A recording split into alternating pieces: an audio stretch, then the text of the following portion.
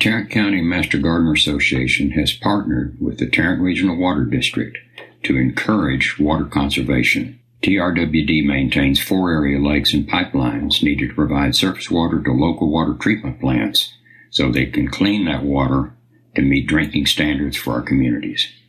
They also work with many cities in Tarrant County, such as Fort Worth, Arlington, Mansfield, and many others, to provide water conservation programs to the community. Conservation is an important water supply strategy to help meet the needs of our growing population. There are currently 2.3 million people living in Tarrant County, and this is expected to double over the next 50 years. At SaveTarrantWater.com, you can sign up for free weekly watering advice custom to your location. If you're a resident of Tarrant County, you can sign up for a free sprinkler's checkup where a licensed irrigator comes to your home, provides a comprehensive evaluation of your system with recommendations to reduce water waste. There's also an event calendar where you can find information about future classes and workshops. So be sure and check out SaveTarrantWater.com to sign up for their free services. My name is Donna Parikka, and I'm a Tarrant County Master Gardener. And like Dick said, I'm over the native grasses in our demo garden and have been for about 3 years. And it's taught me a lot about grasses since I'm not a horticulturist or had any formal education in the horticulture area, just my Master Gardener training. I'm hoping that maybe I can help you learn a little bit more about ornamental grasses and how to implement them into your landscape. Hopefully it will help you want to create a new garden, or if maybe you want to make changes in an existing one. Either way, I think the information that I have can be useful to anyone interested in ornamental grasses and maybe want to use them in the aesthetics of your gardening space, and also keeping your environmental concerns in mind. Last year, I did a presentation on grasses, and we kind of went through the basics, the uses, care, and maintenance, planting, variety choices, and so forth. But now I kind of want to expand on that a little bit and show you how to implement this plant into your residential yard. But we're going to keep in mind the earth kind concept that we as Master Gardeners recommend. But in addition, I'm going to show you some examples of how grasses fit into your modern landscape, and with keeping in mind the latest designs and landscape trends that have kind of changed. And I want to help you to implement a grass into your yard by discussing a few basic landscape fundamentals. Thought maybe this would help you. I believe that illustrations and photos can explain so much better than words, so I'm going to rely a lot on photos today. As an introduction, I'd like to say that water is awesome. We all know this. The generations that follow us will realize this even more than we do. But you know what? To ornamental grasses, water is just not so interesting. Many of them do not even care much for water, or fertilizer for that matter. And another good point is that adding them to your landscape, it doesn't have to be complicated or expensive. You can replace perennials to bring something new and modern and current by using an ornamental grass. And in actuality, they are better than a perennial because you'll have some winter interest, because over the winter, instead of just having a bare spot in your yard, you'll have the golden grass in its dormancy, and they're not pruned until February. So you actually have this nice winter interest in your yard. And so you may ask, well, what is really an ornamental grass? And the definition of this is it's a grass that is grown for a decorative purpose. They're not turf grass, and they're not used for livestock forage. The true grass is a member of the Gramineae family, but most of us kind of include some of its relatives, such as sedges, reeds, rushes, because they look like grasses. There's other kinds of lookalikes, the mondo, larabi, yucca, and lilies, but we don't necessarily put them in the grouping of ornamental grasses because their management is a lot different. But they can be used as a texture change in the same way that ornamental grasses are. When I spoke before, I spoke in depth about the benefits of grasses. I'm not going to go over that a whole lot. I think you can see from this screen that quickly we can kind of read what all the benefits are. As we go through this, you'll kind of realize that too. There's environmental benefits to this, the erosion and the heat tolerance and the climate change, and the fact that as the natives, they adapt so easy. You can reduce your turf grass by easily implementing native grasses into your front yard. They do attract pollinators, and of course they are earth kind. Aesthetically, they're huge benefit to your garden for texture and color, some interest. They're gorgeous, their blooms, the fluorescence of their blooms, and the way that they can soften a hardscape area. For instance, if you let them drape over a path, they can be used in both informal and formal styles. They have all kinds of height variations and movement. They're low maintenance. They can provide a privacy screen, and they're economical. Just to go over that very quickly. Here is some of the forms and some of the different looks.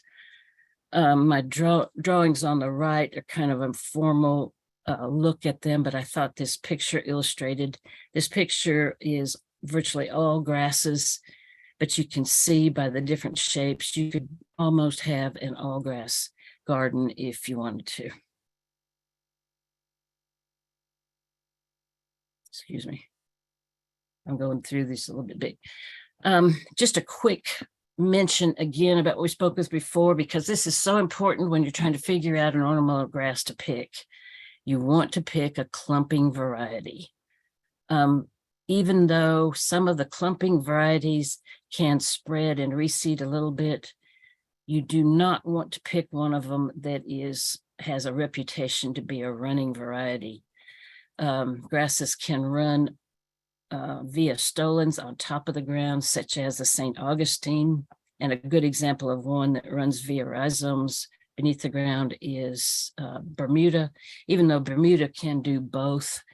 But when it comes to native grasses, you don't really want to pick one of those that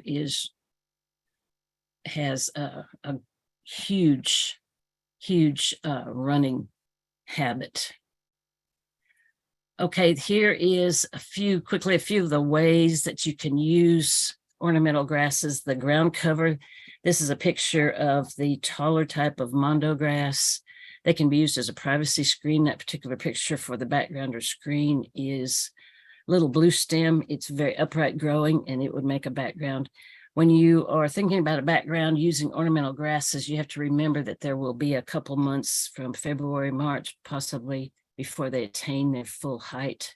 So your background screen might go away during that period, but they can be used for most of the year in that respect. They make a good edging or border. This picture for the border is Mexican feathergrass. If you use them for a border, you probably just want to plant them a little bit closer together. And then, of course, they make a great thriller in a container planting. And here is another use when they are planted in mass. And I thought that the Dickey's Arena in Fort Worth was a really good example to show you how they're used that way. The Dickey's Arena, they used 3 different kinds of grasses when they landscaped this area. And it makes it look just like a meadow. I do not know the 3 grasses. I've never able to find that out, and I haven't taken a chance to go walk in there to see if I can ID them. But that's kind of a classic example of a mass planting of ornamental grasses.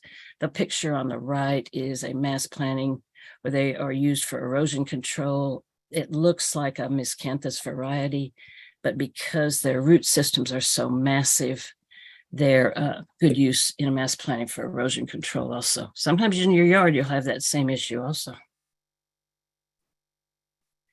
Before we talk anymore, I kind of want to go over a little bit about landscape styles. That can be kind of divided up into either formal or informal. And one is not better than any other one. They're just different. So it just depends on your vision.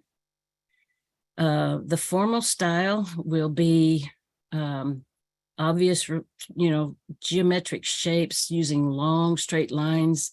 And the plantings often are just in rows placed very precisely, as you can see in these examples. The picture on the left side is a traditional yard in a formal style. And to me, this looks like a classic home in Texas with the limestone facade. And of course, the big tree just makes it beautiful, but it is a formal style. I believe this yard is probably young because the plantings all look very young, but there are in precise rows. The one in the upper right, it is a formal style in a modern setting. And it looks to me like that could be virtually almost like a xeriscape setting because the choices there are extremely drought tolerant plantings. The one on the lower right is another example of a formal style. I personally don't care for this one as much because they have severely sheared hedges and this overly pruned ornamental tree. But I put it in here because there are some people who still like this style. So I didn't want to show favoritism over those. And I was trying to show you a full example of some formal styles. The informal style, you can see it's quite different.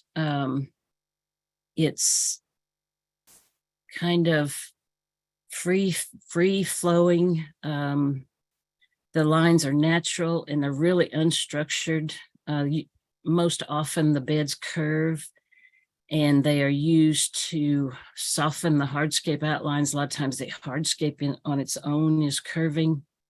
The plant placement, the plants usually mingle together and they have varying heights. And these are really good examples. The one on the lower left is an informal wooded kind of a naturalistic style.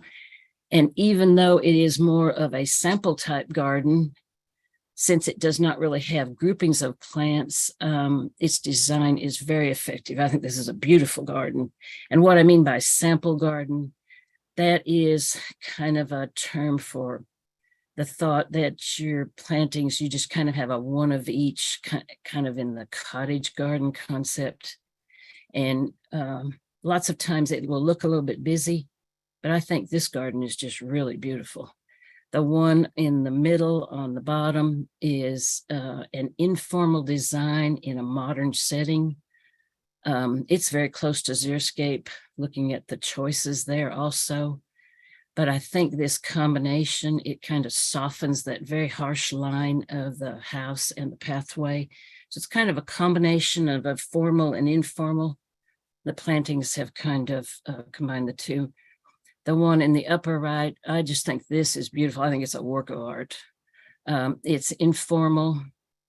The plants flow together with a lot of color and texture change, but note the turf, how small of an area, considering the size of that overall yard, how small of a turf they have. Whoever planned this planned it very well. There are grasses mixed in throughout the whole garden, and there's a lot of texture and color change, and I think it's really effective. The one in the lower right looks kind of like that house was just dropped into an existing space and they cut a pathway across it.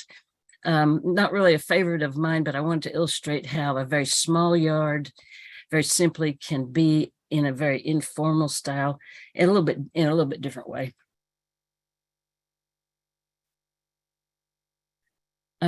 When we talk about your choices for, let's see, make sure I want to get on the right bit. You will hear gardeners talk in terms of a border. The term border is used by gardeners a lot.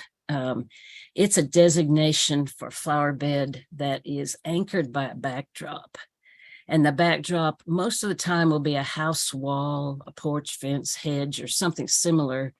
But what it is, it's blocking the view of the plantings from one side. They're usually a little bit narrow, but they can run usually about 1 foot to 6 foot, but they can run wider. I think some of my front bed might be 10 foot deep, and The reason that they're a little bit narrower is so you can reach across them to maintain them, change plantings, prune, whatever you need to do. But if you plant one wider than your arm's width, wider than say 4 or 5 foot, all you have to do is put some stepping stones down in the bed and allow yourself space to get in there and work your garden. They don't have to be just a little 3 foot wide bed. Generally, if you have just a 3 foot wide bed, considering the size of a lot of popular plants, it might just give you room for one plant. So think carefully about your plant choices and how wide you want your border to be. The picture on the right is an example of multiple borders in a very nice setting, and it shows how they have been all combined. The turf area has been reduced greatly. The plantings in the foreground may be an island bed. You can't tell because you don't see the whole picture, but I think this is a beautiful yard. Of course, it's all in full bloom, and the photograph was taken at an optimum time, but it's a good example of flower bed in the border style. Okay, there's another kind that is other than the border, and we call them islands. And they are characterized by beds, and the easiest way to remember about them is everything around them, all 4 sides around them, is shorter than they are. And usually they're surrounded by a path or a grass, maybe some mulch or an edging. Could be a hardscape like sidewalks, anything. Their shape is usually free-form, like these photographs are, and they have rounded corners, but they can be squared off, used in the formal style as well. They can be a square or a rectangle. The lower left is an area created between a sidewalk and a street to form an island. Grasses work really well in these little strips because they are very hardy. Sometimes it's hard to get water and the irrigation to those strips if it was not laid before the sidewalk was. And you want drought tolerant things, you want things that can stand up to maybe an occasional foot traffic. And so grasses work very well in that kind of a island bed. The upper left is an island of wildflowers.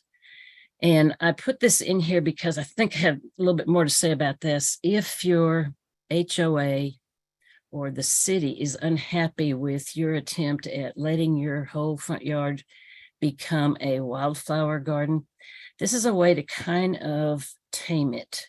You can still have a wildflower garden. All you need to do is put it in an island style and surround it with something that is a bit manicured, and all of a sudden you still have the beautiful wildflowers, but you have kind of controlled it a little bit. I think it works really good. The neat edges just really help. The picture in the upper right, I had to put a crevice garden island in here for a special reason, but a crevice garden is a lot of fun, and you have to read about them to build them. They are often made in the island style, and they are characterized by, most of them have the vertical, but the rocks can go horizontal or a mixture of both.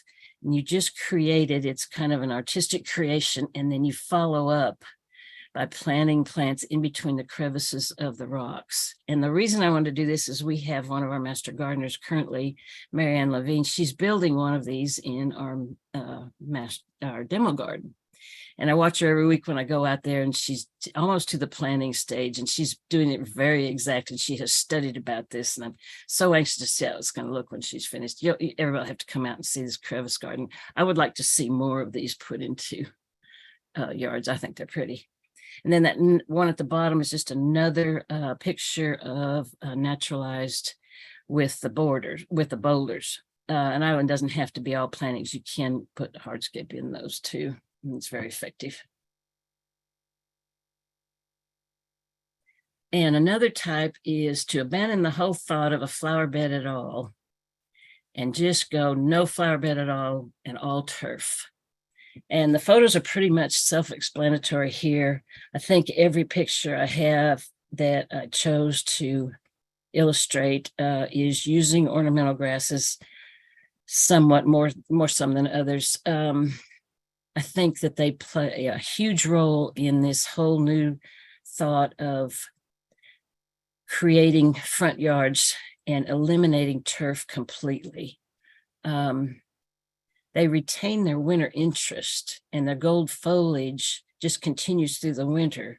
Even though you may have perennials that have died back and cut back and you have bare spaces from your perennials, you will not have it all winter with grasses. That picture in the far upper left is a small house with very straight lines. The sidewalk is straight. The plantings on the border are straight, and the plantings are all in a straight line. But then all of a sudden on each side, it just kind of erupts into this beautiful naturalized setting of a variety of things. Of course, the photograph was taken with the sun hitting it perfectly, but I love that picture. The one in the middle, the upper middle, is similar. It's an Adobe style house, but the steps are also very severe shaped, but the plantings have softened everything. The yarrow in the front, it's a plant that only blooms for a set number of weeks, but its foliage is beautiful after it's out of bloom and you cut the tops of the flowers off. So that particular picture, I think that right there will be beautiful during the whole growing season. The one on the far right, it kind of looks like it could be, to me, for some reason, I get the idea that the house could be on a beach or an ocean somewhere.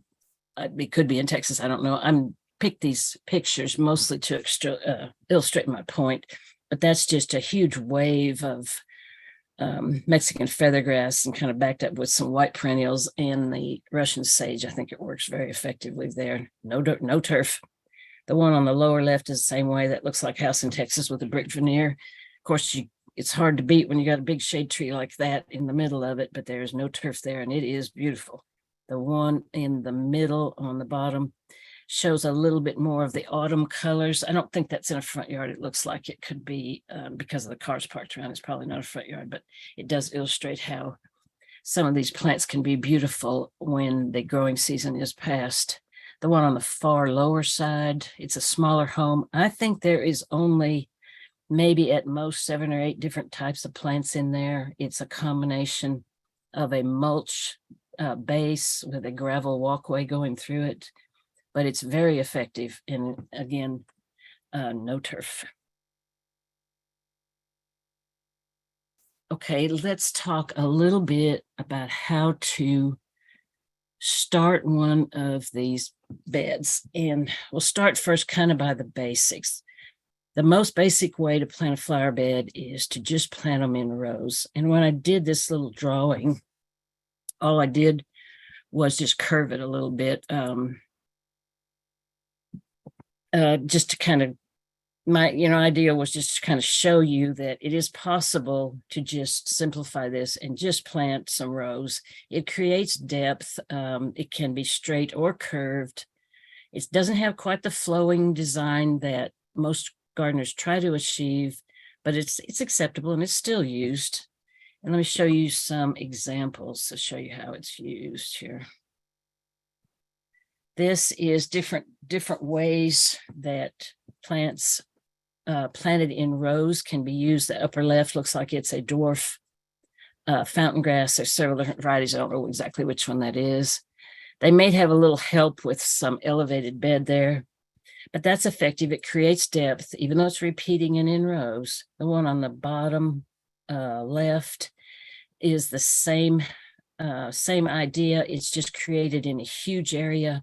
That is probably a park or a garden, but it does illustrate the point that you can use this method effectively in a garden. The one on the upper right is just a row of Lindheimer muleys along the little island strip along a street. Another way of just using one plant in a row.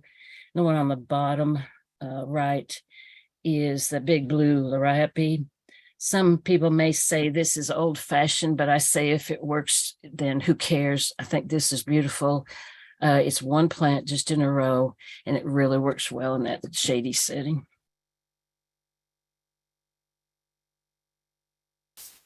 Your next thing you could try, if you think you want to get past just the simplified way of doing the rows is just take your rows and weave the plants in and out. And it doesn't take a lot, and all of a sudden you have softened the look a little bit. Sometimes the result can be a little bit polka dot, but it can be used very effectively. And the plants kind of they evolve a little bit into a drift and a kind of wave through your flower bed. So it is just one step up from just planting in a row. And here I think is an example, this bed on the left that's going down the fence. You can tell that it is the same plant that is some kind of a smaller fountain grass. I can't tell exactly which kind. I was just picking these pictures for the effect. But you can see how they're kind of weaved in and out. And that bed's really pretty. The one on the right side is kind of a famous picture out of Pinterest. But I picked it to show you with just two plantings that are woven in and out, how pretty they can be. When we get past the idea of the planting just in either rows or weaving rows, and if you want to step up and think of the idea of building your bed up and where it shows to be a little softer, you kind of plant in drifts or waves. And the old theory, and it's strange because I knew this before I was ever a master gardener with all my master gardener training, and some people just call it the 3-5-7 rule. When you group plants together, you plant them in odd numbers in groups. And you can go like 3, 5, 7, after 7, 8, 9, so on, so forth. It doesn't really show much, but when you're using just less plants, plant them in odd numbers. It's just kind of a basic rule. You'll really like it. And these drawings that I have made like this, when I'm showing them in the odd numbers pushed together, that's at their mature size. That's not when you first plant them. That's why it's so important to know the mature size of anything you're planting. The next step is when you start to connect and assemble them into a drift for a natural effect at mature size. They look the best when they touch. This is kind of a landscape design concept, a basic one. So these are at mature size. So the top picture is no, they're too far apart at mature size. The bottom picture is correct at maturity. Try to get them to touch. Sometimes this will take a bit of planning and measuring and knowing what the plant is going to be when it's mature. Here's the next step. You want to assemble them into the drifts like we were talking about on the 3-5-7 idea. But when they are fully matured, you want the drifts to combine and touch into these groups. They should kind of overlap and kind of connect. And you can kind of tell by my little drawing, my idea here. I hope maybe y'all are getting the idea with this. I think this will help maybe when you're going in and you're either starting a new garden or you're rejuvenating one, or just trying to fill in and correct some of the things, or if you've had some failures like when we had so much frost damage. And here I think are some real good examples of what I'm trying to explain when I'm talking about drifts. The upper left side, that is a very, very drought tolerant planting. Whoever did that was, they really knew what they're doing, because look at the texture changes with the grasses, the low border type plantings. They're almost ground covers in the front, but look at how it waves and flows together. And the visual interest is just outstanding. And another thing to note, I don't see very many blooms in that picture. I think all of this visual interest was created with the foliage colors. The lower left is another example. That's Mexican feathergrass. Looks like drift of about 5 of them up against several lamb's ear planted together. So it's a severe texture and color change. And then the perennials, grasses look really good adjacent to a perennial that is a big round bloom because of the change. You see a lot of these pictures.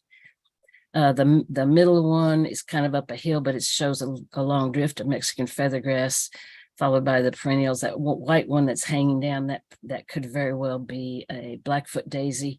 They work really good in areas where it's hot and dry, which is the same areas that ornamental grasses thrive in. The far right one is a drift of about 3 Mexican feather, and behind it is Russian sage. There's probably at least 3 in there. It's very effective. That Russian sage will still be blooming in November, right up till frost.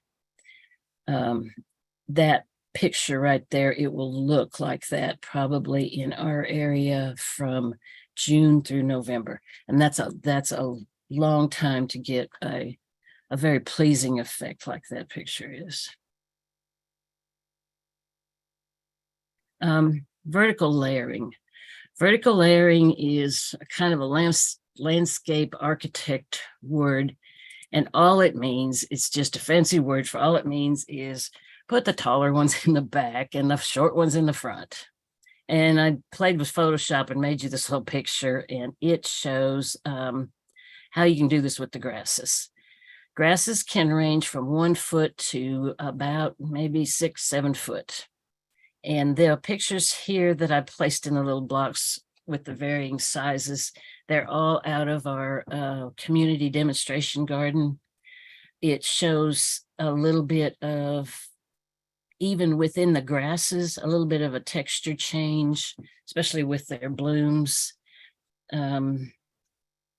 Most of these grasses, with the exception of the Carex, Mondo, and Lirapy, most of these grasses are going to require full sun, very little irrigation, and they take the heat very, very well. And here is examples of how vertical layering was used very effectively. The one on the far left, I don't think that's in Texas because I think it's got blue fescue in it, and blue fescue doesn't do well in our area. But I wanted that picture because it shows how very effective it was. They just have the ground cover in the front is just, looks like it's only inches tall, but then it goes up and you could have that back of that, even though it might be obscuring their window a little bit. They may have a walkway back there, can't tell. I think it's used very effectively there. It looks a little bit different when you look at the picture in the lower left, because those are some huge, they could be a miscanthus. They may have some help with a little bit of a slope there. They actually could be in tiers, but it still shows you the effect, how the vertical layering work with the grasses and the roses that they have there. And there's 2 kinds of grasses, I think. The one in the middle, I like that one because it emphasizes the vertical layering very well. They've even used their edging to emphasize that. And I think that's really pretty. That's definitely a backyard because the little garden shed in the back, and it could be a very shaded area. You never know when you just see the pictures. The one in the upper right is probably a naturalized area, may or may not be a front yard. It looks like there's a sign in it. But that's another way. That is over, I would say it's just virtually probably all ornamental grasses. There's something that is white blooming in there, but there is a lot of different grasses in there and how they are used very effectively in that. The bottom right side shows an example of them later on in the season. They have all turned. That could be very late in the season, but it shows how pretty they are and how you can use different varieties of them and still achieve your vertical layers. You just want to make sure, think of vertical layers like if you're taking a picture, when you take a picture of a group of people and you're trying to get everybody's face in the view, just think of that when you're planning your sizes in your garden. You just want every plant's face to be in the view. Another landscape item to mention really quickly is the possibility of creating a focal point in your yard. My little illustration there, I'm trying to show the focal point, and it's there. It's just half surrounded with a planting.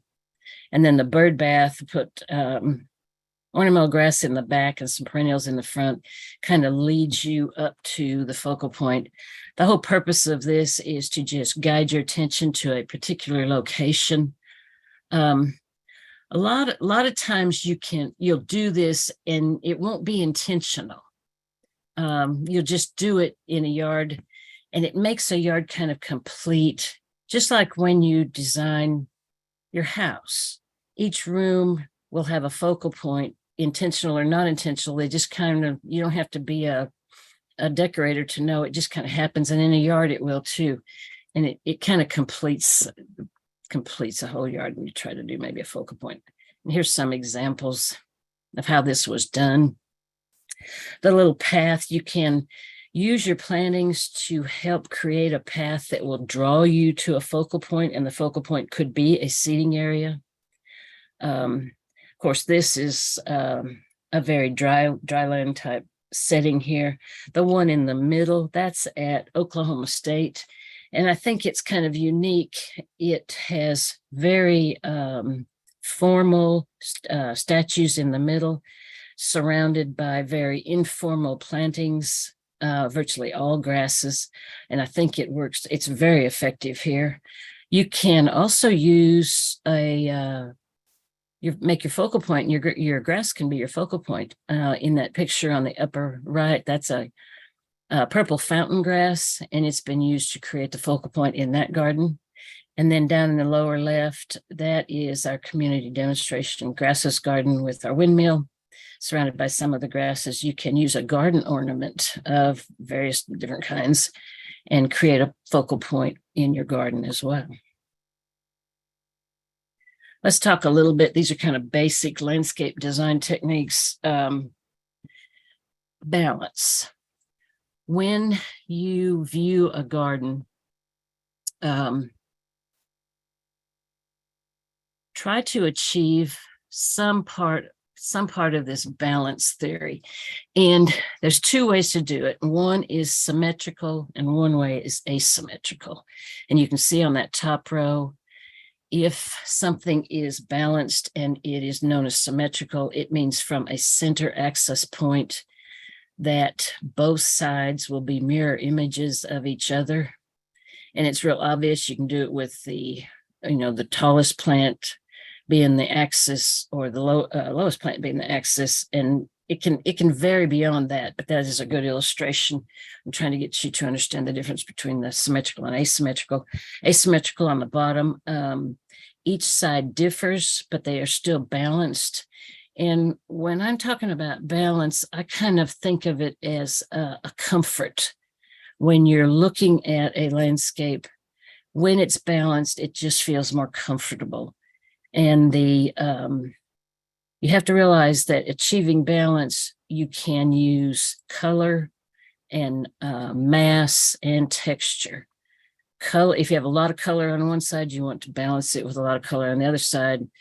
And the mass, if you have a real thick, heavy bush, it will create a certain balance against one that is more branching and the light goes through it.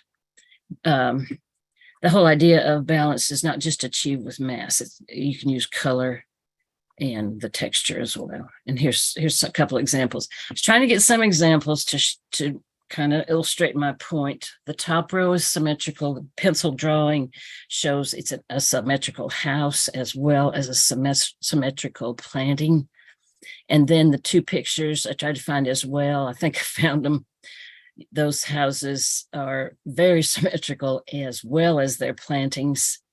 A lot of people want to achieve this, and that's fine. To me, it looks quite stiff, but I don't want to put my personal preferences in here. I want to illustrate that both of these styles are okay. It just depends on what you like. The bottom picture, of course, the pencil drawing, that's the same house.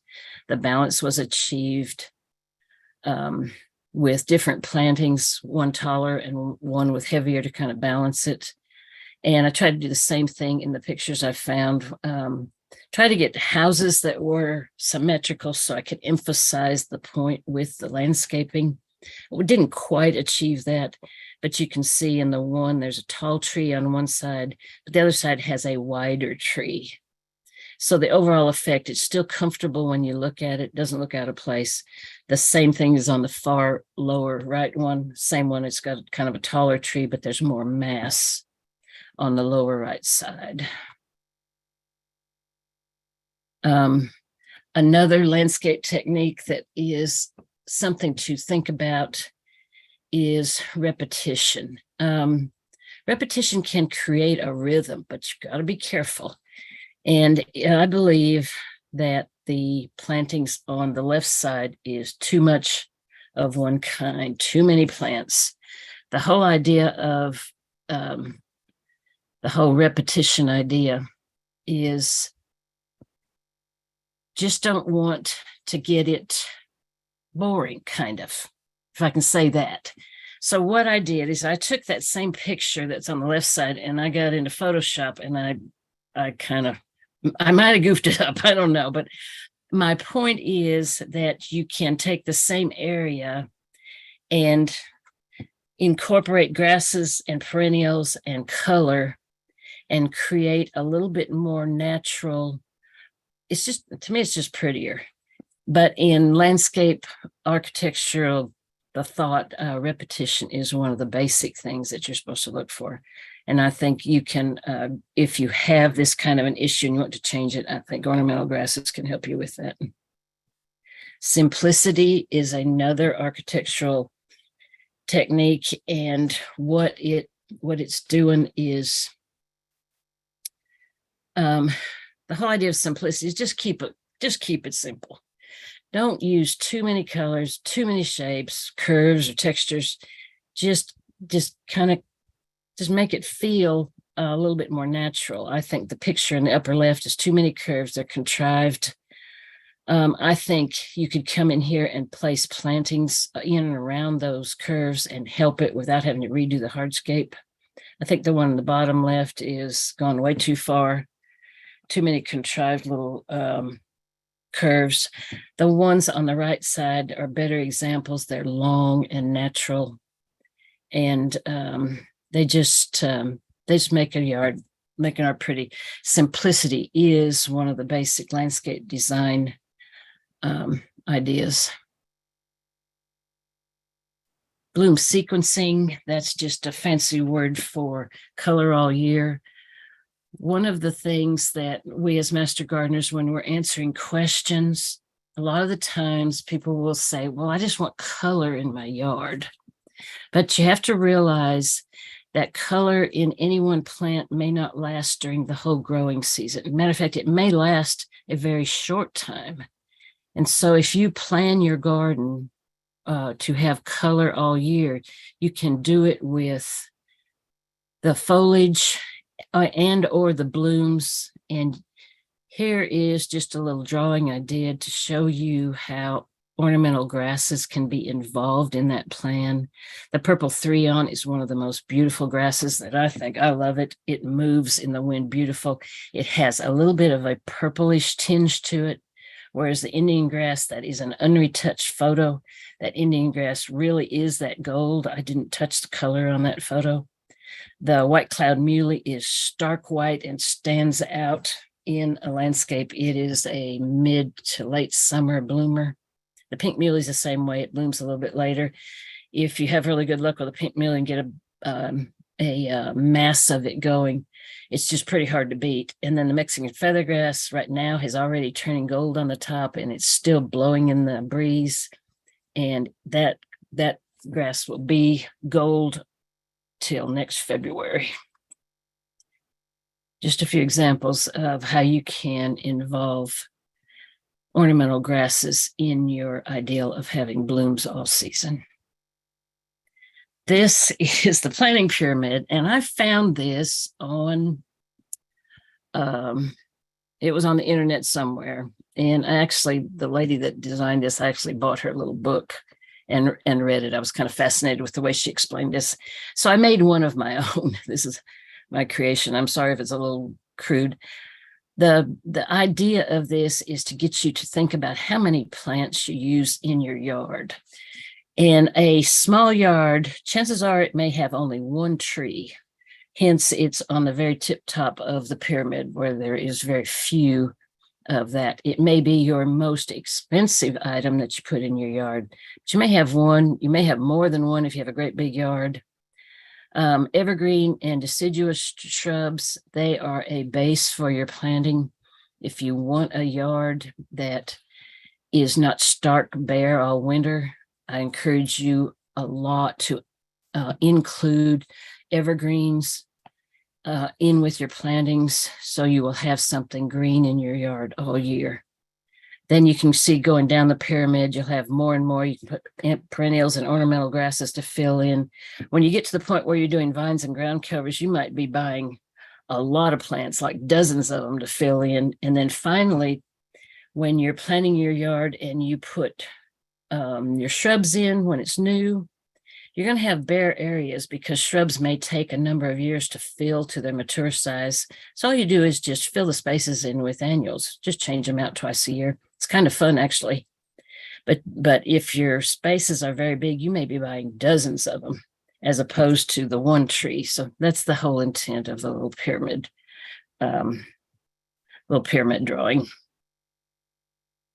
And here, sorry, apologize for this. I did another little drawings to try to show you the progression, how you take the pyramid and add it to your landscape. The first is a tree, and you can add in some shrubs and deciduous shrubs. It's kind of nice to have both kinds because there are such good choices of deciduous shrubs. Deciduous shrubs. Then the addition of perennials, and then as well as addition of ornamental grasses, and then finally filling in your space with annuals and ground covers.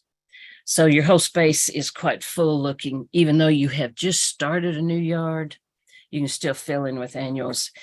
These drawings that I did are just to illustrate my intent. I don't necessarily advocate planting under a tree. Trees are happiest when they don't have things planted under them that would take the nourishment from their upper feeder roots. So this is more of an illustration to show you all of the different kinds of plants that you should think about when you're planting a yard, or if you're rejuvenating an old yard. Before I talked about pruning quite a bit, I'm not going to go in as much detail, but I took this picture just a few months ago. This is our ornamental grasses garden. The before picture is the pine muleys, and they kind of frame our sign going into the garden. Of course, everything was dormant, and everything in the back is kind of just brown. And I guess I pruned these in February. So you can see how immediately after I pruned them that I think they went down to about 4 inches. The deal with pruning grasses is you leave them standing all winter. And if you don't like the way they look all winter, if they're getting kind of droopy and messy, you don't necessarily have to cut them all back like I've done here in the fall. You can just trim them up a little bit and let the gold grass blades just decorate your yard, and come in February and cut them down, because they'll leave that winter interest in your yard, so you don't have a bare space. And as well, that foliage on top, it can help protect the roots from a very harsh freeze. The reason you prune, you want to take off that dead top growth, and you want the light and the air to get to the new shoot growth coming in, so it can grow up from the bottom and it's unhindered by all the dead growth. If you leave the dead growth on there, it kind of weakens and it falls off, and it starts to look kind of messy. There are some who do not prune it off. And I prefer, and everything I have read in the research for this says, prune them, all of them, back 3 to 4 inches, as low as you can get them without cutting into the roots. The lower, the better. You can tie it up with a bungee cord prior to pruning.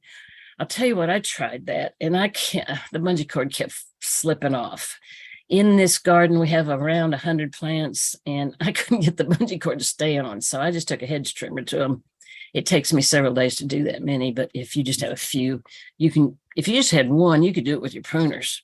A lot of people do it with hedge shears. Once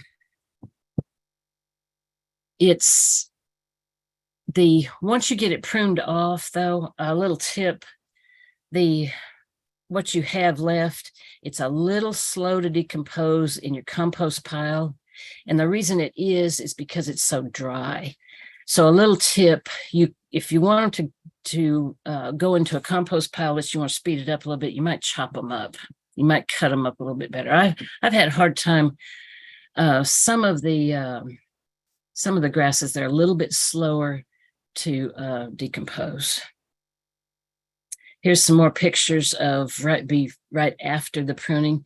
If it's a one of the smaller, medium to smaller varieties, I recommend doing it in a little mound because it looks prettier when it first comes out, and you can see the new growth, how it starts to come out. If you cut them straight across, then it looks artificial. If it's one of the big 6 or 7 foot tall ones, it really won't matter. But I think those straight lines are artificial. And I have read in my research, most of the time they say to do it in a little mound. It takes you a little bit longer, though. Here's pictures I had for the first one. Is that plant is telling you that it is ready to be propagated. The way that ornamental grasses propagate is seed. And they, of course, we talked about before, some of them run and create new plants via rhizomes. But the ones that don't do that, what they do is they grow from the center out. And that first picture is such a good example of that. That plant has probably been in that space for years, and the center dies and the outside keeps growing. Well, that's not so pretty. So here's the recommendation. And some of our plants in our demo garden, there's some there that have been there 13 years, and they have yet to need that. There are several that need it desperately. I haven't done all of them yet. So what you do is, the best way to do it is dig the whole plant up. Just go around the edges of it with a shovel, dig the whole root ball up, and then you can just chop it into little pieces. You can cut it with a knife, an axe if it's real big. And like in number 3, it's they're showing here. This is not my picture. They're just cut up into pieces, and you can repot them. Then you can plant them in other areas of the yard. You can share them with everybody, but you save one to put back down in your old hole to start a new plant. Now on to some of the varieties. This is one of my all-time favorites, the little blue stem. And this is one I recommend highly. Let me get over here. Make sure I hit the high spots on these plants. This one is one of the easiest to contain. I don't see this one spread very often in our demo garden. That picture and both those pictures are the demo garden, the same group. In the summer, they have this kind of light blue-gray color, and when it blooms out, the seed heads, they kind of get a little bit lighter, but in the winter, it stays rusty colored. What's nice about this plant is it stays narrow. You'll see on the little box that I've got in that, I got 1 to 2 foot, and I agree with that. I think that's true. It's Texas native. There's some close-ups of it, so if you can take a screen print of this, if you're trying to ID one, those close-ups might help you do that. This is a great plant. The switchgrass. In all honesty, for me, this is not such a great plant. It runs and it takes over and it pushes other plants out of the way. But if you have an area in a yard where you want to build a huge screen, something very thick, this is your plant. These pictures are out of the demonstration garden. The way you can tell the difference, mostly if you see a switchgrass, is the seed head. You can see how it's shown there. Some of the varieties get very tall. It does stay green. It comes out really early. There is lowland switchgrass and upland switchgrass. We have both varieties in, but I don't know the sub-varieties. They weren't ever labeled.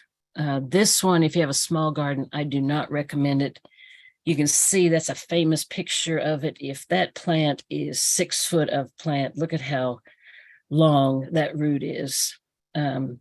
A lot of ornamental grasses are renowned for their root, but this kind of a famous picture, switchgrass, has an enormous root. The yellow Indian grass, I like it. It has a tendency to spread. I'm watching it very carefully. When I first started working and taking the lead over this garden, it had pushed out some of our pink muleys, and we were mad at it. So we cut a whole lot of it back and replanted our pink muleys and trying to get them going. Now I watch it a little bit closer. And if I see any sprouts, I just get them out of there. I don't let it spread. This grass, you could use it, but that's a precaution. It gets a little wider than the little blue stem. It's kind of the same color. The blades are wider, but it has the most beautiful gold seed heads. It's just outstanding. Even from a distance, it's really pretty. And it's another one. I'm not going into all the details there on my little explanation. This is another one that's natives. A lot of these are natives. Most of them are natives, I guess. The purple fountain grass is one I recommend highly, but it does not return. It's not perennial, but I'll tell you what, it is so pretty because it stays narrow.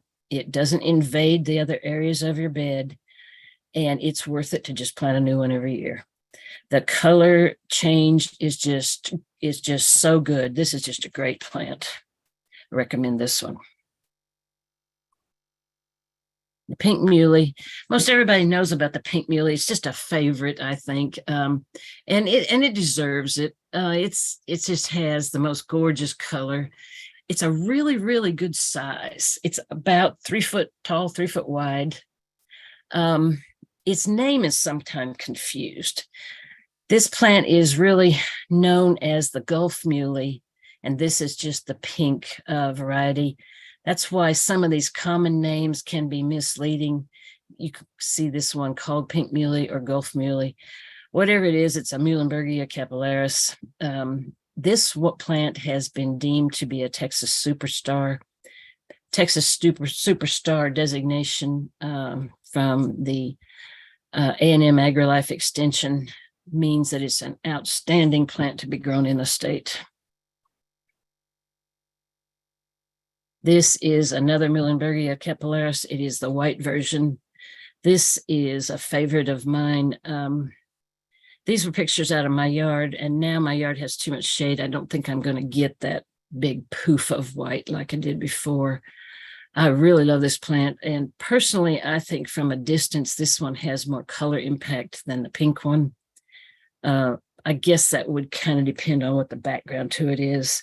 You don't see this one as often as the pink muley. I wish I did. I'm seeing it more and more in the nurseries, though. When I bought mine, I had to order it. I could not find it in Texas. It is a native, but I could not find it in a nursery in Texas. Here is the pine muley. These are the ones that are surrounding. These are the ones I showed you that I showed you how they were pruned. This plant, I think it might be able to survive on rainwater alone. It is such a tough little plant. I love it. It's such a good size. I don't think these ever reach 3 foot. They're as wide as they are tall. They're native. They can be planted in mass, like that one picture in the rose. It's just always happy. You can't make it unhappy. It just grows. That's the pine muley. One that is very similar to the pine muley is called the deer muley. We did not have one of these in the garden, so I put 3 of them in, and they are just going great. They're just so happy. They look a little bit different. They have a little bit wider blade. And you can see the shape of them is a little bit different. The ones that I planted within a month, they just took off. These are really a tough little plant. I'm hoping being, since they're native, that they're just gonna, do everything like they're supposed to do. The pine and the deer muleys, they don't have a distinctive bloom. They just have the little spikes that come up there. But I think this one would be a great area in a very dry place in your yard that you didn't want to water. The purple 3-on is a gorgeous plant, and they are declining in our garden. I think what happened is the orchard on the other side is shading them out from the afternoon sun, I think. I don't know. I'm going to have to work on this one a little bit more, because this plant is worth working for. When it blows in the breeze, those purplish little tips, they are just gorgeous. It's a great size. It never gets even waist high. It's a great size, and it's so pretty planted in mass. It will stay in its little clumps if you want it to, but I think these pictures that I've seen, this picture in mass is not out of our garden. Neither one of these pictures are out of our garden. But they illustrate my point better, that the purple 3-on, I don't see this one in the nurseries as often as some of the others. I wish I did. It's a great plant. The Miscanthus sinensis. This is a plant that's been adapted to Texas. It is native to Asia. It's been around forever. There are zillions of subvarieties. There's probably 20 of them that do well in Texas. The summer picture is Miscanthus sinensis adagio. All you have to remember is the term adagio. That's the number one I would recommend to start. Mine in my yard only gets about 30 inches tall, but then when the plumes come up, it'll raise up another foot. The thing about the Miscanthus, they're gorgeous. That picture down the lower right corner, that's when it's just coming out in the spring in my yard. It's not tall. The adagio is a dwarf variety. That's why it serves so well in residential yards. This one I'm reading more recently, since I did a little bit more work before this talk. This one would like a little bit more water, and it would thrive maybe with a little bit of fertilizer. Mine in my yard gets a little more water. The one in our demonstration garden we had, it declined a little bit when we had irrigation problems. It was kind of waiting on a little bit more water than some of the other ones. The Miscanthus is a great plant. There is a huge variety. There's one that will get like 10 foot tall, and it's beautiful. And there's some that are very upright, some of them that curve over more. There's several different forms. This is one I recommend to try in your yard. All of the varieties will be a little bit wider than, say, the little blue stem. The side oats grandma, please try this one in your yard. This is our state grass. It is so much fun to watch it. It comes out really early, and the picture in the spring picture is in our garden. They will grow in mass, but we have them kind of planted apart because they're so pretty, the way the little stalks come up and the way they kind of drape over on the sides. That's a common thing with ornamental grasses. Sometimes if you plant them a little further apart and don't let them be all mushed together with other plants, you can see their form a little bit better.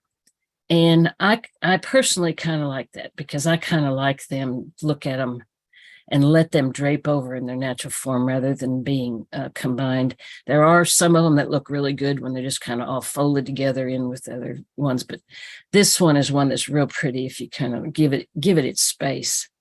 The way you can tell side oats grandma is the little seed heads are all on the same side of the stem, and it gets they turn kind of a golden in the fall, but it still stands upright. It's really pretty. The Lindheimer muley is one of the big ones. It's a muley, so it's native. They do really well in our demonstration garden. These you can find everywhere. They're really common in all the trades. They're really easy to grow. I put one in my yard this year from just a little clump that when we divided one out here in our garden, in a demonstration garden. I hope it takes off. It has been deemed a Texas superstar. It's one of the easiest and most hardy. If you have the space, it's a little bit wider. I would plan to allow 4 foot of space if you choose this plant. It says here that it can get to 5 foot. I think that 5 foot measurement includes the bloom. I don't think until it blooms, I don't think it's quite that tall. They are not blooming yet. They're going to bloom a little bit later in the summer. This is a really good plant. The Mexican feathergrass. I think a lot of people have tried it. I left these pictures in here from my other talk so you can see what they look like in the spring versus in the fall. That's the same exact picture in our demonstration garden. They kind of have that rustic look, but even when they're gold, if you have them interplanted, mine in my front yard is planted in front of an orange rocket barberry, and the color change, I don't even have to have any blooms out there. Those 2 plants just do everything. And then I took this on my garden. You can see how I've interplanted it there on that very bottom edge with most of those plants there. There's very little that's blooming in that picture because it was in May. I don't think the perennials in there were in bloom yet. But then in January, when we got a snowstorm, the ice on the Mexican feathergrass was so pretty. The seep muley. You don't see this one in the, I don't ever see this one. The one I bought for my yard, I bought it immediately. Western Gardens had a few of them, and I bought one really quick. I just love this plant. We only have, I think, 4 of them in our demonstration garden. The one on the right side is it when it's in late fall after its bloom is kind of gone away. The one on the left, that's not in our garden, but I planted. I took that picture because I wanted you to see a good picture of it in bloom.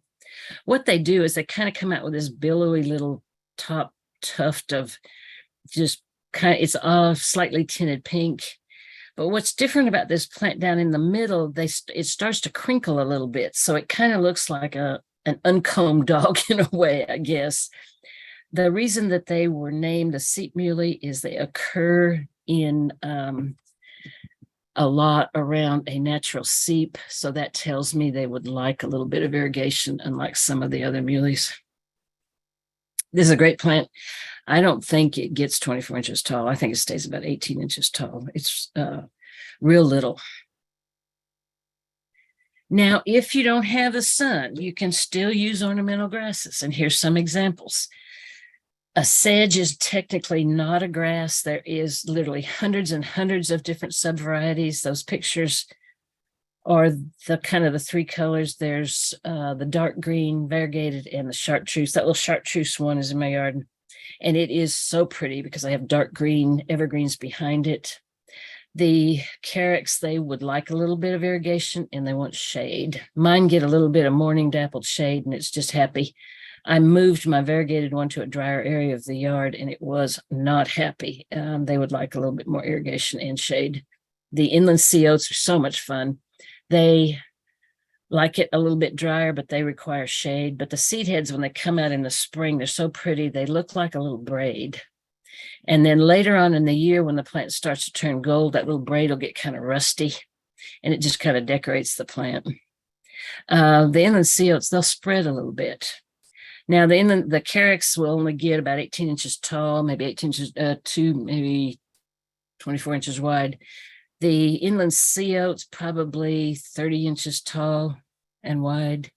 I think they have a reputation for spreading a little bit. The variety we have in our demonstration garden, it's kind of surrounded by a border, so it can't spread. The ones I've seen at the Botanic Garden, I don't know. This is a picture from Texas Tech. I think that those plants have not spread. I think those are all individual plantings. So I personally don't have enough experience with it to tell you if it's really a dangerous spreader. I sense that it's not, just from watching the one in our demonstration garden. Here are the little bitty ones that are not technically grasses, but they give you the same texture change. The variegated liriope, I have never been able to kill one. I don't know how you can. They're just the great plant. Every yard I've ever had, I put a grouping of 5 of them somewhere. I love the variegated liriope. The big green liriope is a little bit more old-fashioned. If you're not careful, you can buy the spreading kind, and it will spread, and the roots, they are very hard to eradicate. You want to make sure when you buy the green liriope that you get the clumping version. The 2 mondos, the little dwarf mondo is just a little bitty, it's about 3 or 4 inches tall, and it just kind of curves over in a little ball. They make a really good ground cover. I prefer the bigger one. I think it's hardier, a little easier to grow, and it does not spread. It will kind of spread enough in an area to give you a ground cover look. It is about 8 or 10 inches tall. That green mondo, that's a great plant. The dwarf mondo is not as vigorous a grower as the little bit taller one. But this is your choices if you are going to have to use this kind of a texture change in a shady area. Companion plants for ornamental grasses. Gee, they're just everything. Grasses just go with everything. So what I did to show you some examples is I used the ones that we're using in our demonstration garden. We have the Texas fall aster. It looks great between, it doesn't bloom till later on in the fall. That Mexican bush sage is a Texas superstar. That's the one in my yard. That photo is unretouched. That plant is absolutely gorgeous. The secret with the Mexican bush sage, buy the dwarf variety. That version, that one I have is called a Santa Barbara. The bloom on it is all lavender. It doesn't have white in it. If you buy the bigger one that can get almost 4 or 5 foot tall when it's in bloom, it has lavender and white. If you like that, it's okay. But I don't think you get the color effect with it that you do the dwarf variety. And of course, the dwarf variety, mine sits, it looks like a little egg sitting in my plant, but it's a 4 foot wide egg and it gets about 3 foot tall. And it does not like the sprinkler. It does not want to be sprinkled with any water twice a week. If we get a rain and I'm irrigating, it will tell me about it by some of the bottommost foliage will start to yellow, but it comes right back out of it. It is an extremely drought tolerant plant. So is the Blackfoot daisy. Mine in my yard lays over on the all afternoon hot sun, and it lays over on the concrete, and it doesn't bother it at all. That is one tough little plant if you're trying to find something to accompany an ornamental grass. Of course, the desert willow is so drought tolerant that it is not recommended to be put in an area where you have irrigation around it to accommodate a turf grass. It will receive too much water. And that's why it does well with ornamental grasses, because they kind of all want the same amount of irrigation. The autumn sage is another one that is a very drought tolerant plant. It's a kind of perennial, but it's kind of considered a shrub because you don't really cut it all the way down to the ground. The number one plant that I think I would recommend to plant along with grasses is the Russian sage. You will have lavender like this picture, exactly like this. I've never had one fail. In about May, and it will be there till November frost. The Zexmania, it comes out a little bit later. It's also extremely drought tolerant. It's Texas native. It's a favorite. It just works really great with them. And then, of course, the wildflowers. The wildflowers intermingle in our demonstration garden. The bluebonnets do with the ornamental grasses, and they're all just happy as they can be. A little bit of conclusion. Just want you to remember that grasses, they will enhance any landscape design that you decide. They have so many benefits. They are earth kind, happy. Happy in the environment. All of the benefits that they have. They're versatile. All the forms and shapes. Just anywhere in the landscape, there's a size for every place. They're budget friendly.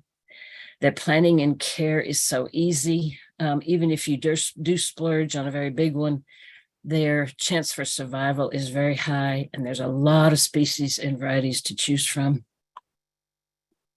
Here's a few of the resources that I used in preparation for this. I know I read a lot more than this. These are just some of the old favorites. If you want to learn more about these, or I think you could take a screenshot. I think we're going to make this available so you can see these slides at a later time if you want to.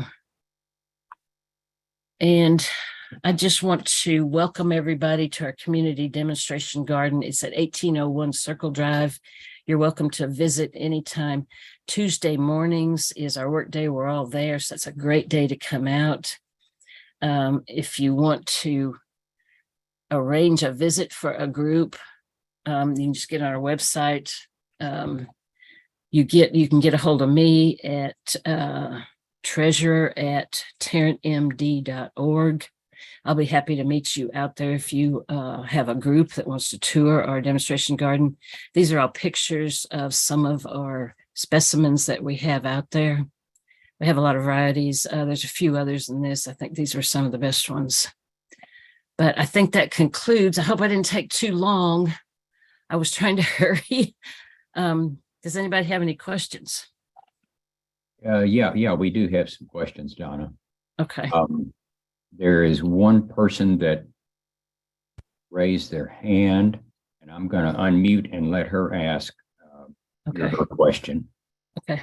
Becky P., you want to ask your question? I have an area that is very, very shaded, and I would love to put native grasses in there, but you covered them very completely for me, and those are pretty much the ones that I am currently using. Yeah.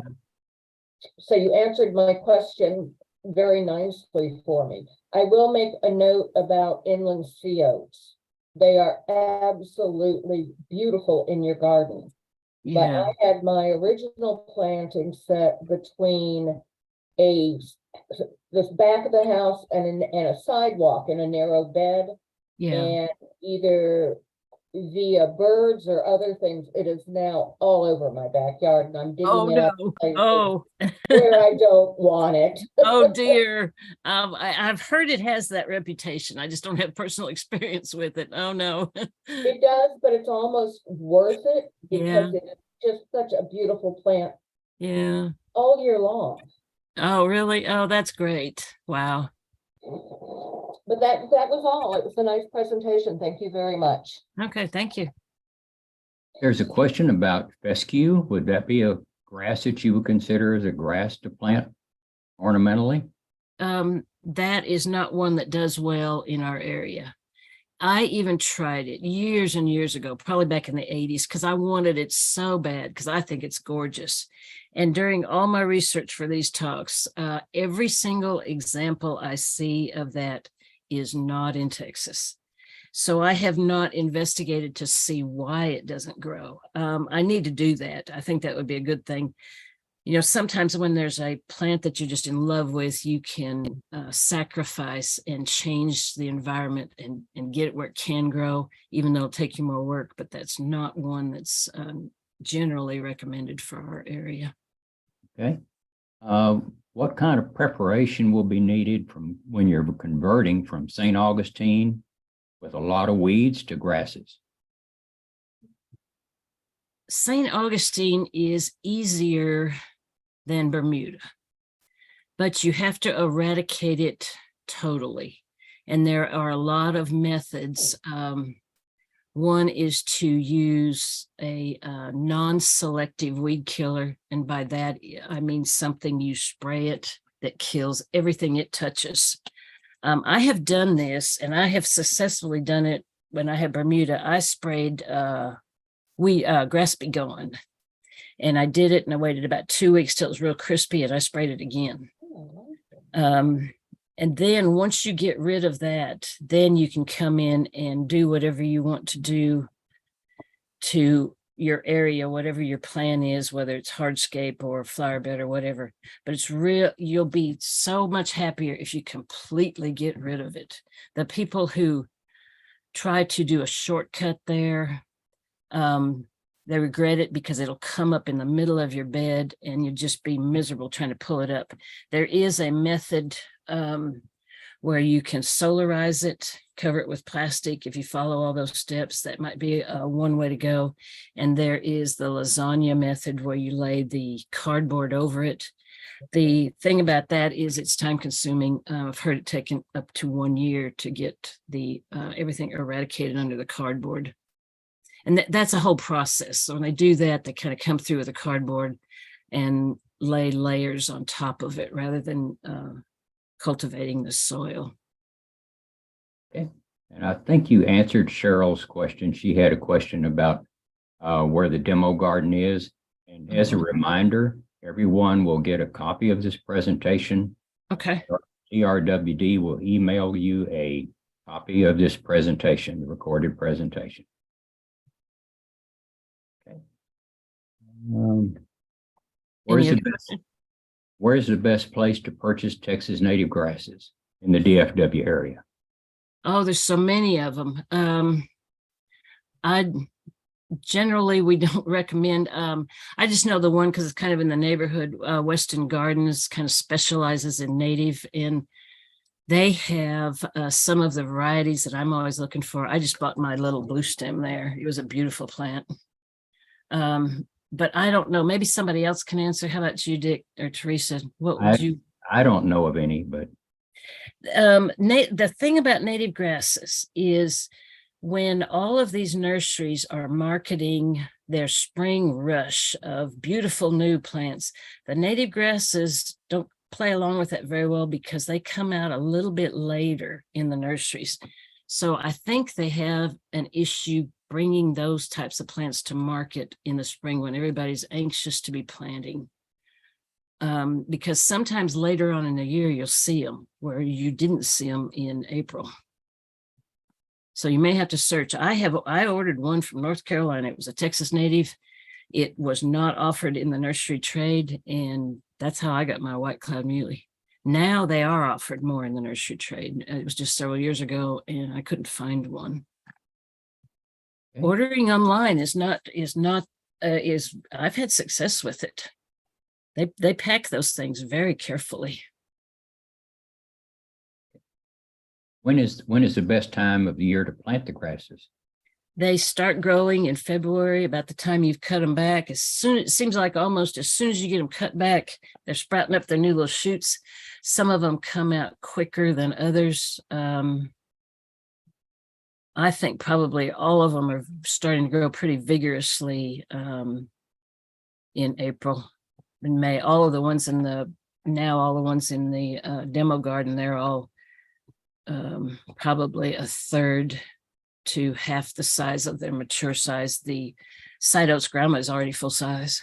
It came up so good. So trying to think of which ones are which. The pine muley's up, the deer muley's up full size. They're all a little bit different, but you'll see some kind of green in April. Is it too late to plant any of those grasses now? I don't think so. I don't think so. But they're just like anything else. When you plant them, you need to give them supplemental irrigation in that root zone.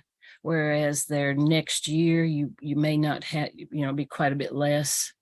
Right now, I'm kind of watching my baby ones, and they have a drip line on them, and I'm watching them very close. I'm getting my hands in the soil so I can tell if that root zone, because they're not going to spread out for a little while. They have huge root systems, but you just need to kind of watch the root zone and do it. Get your hands down in the dirt and see.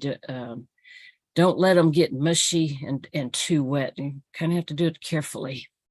So you want to keep the soil at least moist for all the time then, right? Yeah, when it's trying to get established, yes. Okay. They don't need fertilizer and a lot of irrigation after they're established, but to get them established, I would kind of watch them closely. Okay. Just Yeah. like any plant. Yeah.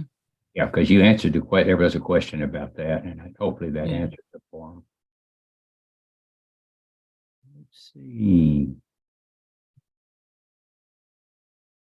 We have to Sorry, I worry took so about, long. we I have was to trying worry to about hurry. root. We have to worry about root competition among different varieties of grasses. They all, in the demonstration garden, they all seem really happy with each other, but we have them planted. We have the Lindheimers, we probably have 10 of them in one area, and they seem happy with each other. The little blue stem, it just kind of grows. There's probably another 10 of them over in one area. They seem happy. The switchgrass and the Indian grass, I think they're a little bit aggressive. I think switchgrass can push out another one. I think the silver blue stem is gone because in our garden because of the switchgrass. I think it just invaded that area. Because by the time I took it over, the silver blue stem was gone. It's all switchgrass now. Are there any nematode problems with the different the varieties of grasses? I can't answer that question. I do not know. As a general rule, any of the pests at all are not a problem. I've never seen any damage to any of these grasses that we have. That's not saying that there isn't some.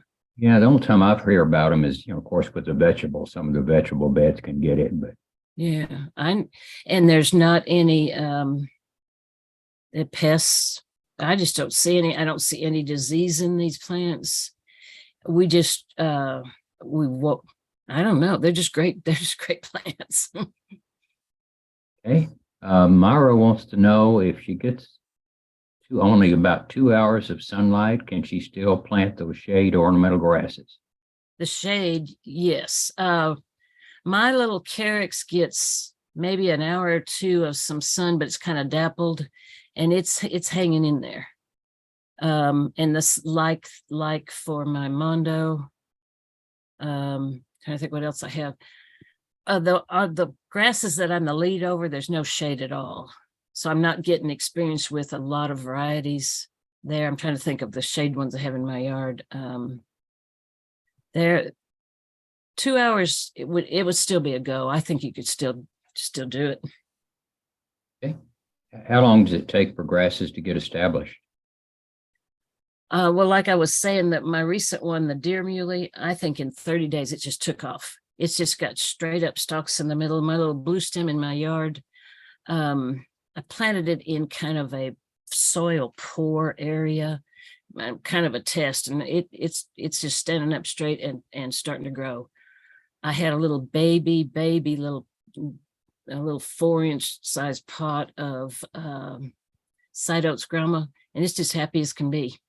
It's just started growing. As soon as I put it in there, it's gonna be little, but I have not had a failure with any grass. Some of them are more vigorous growers than others. I think the red, pink, and the white muley are not quite as vigorous growers as the native, some of the other natives. I don't know. That's why I'm an advocate, because I think they're so easy to grow.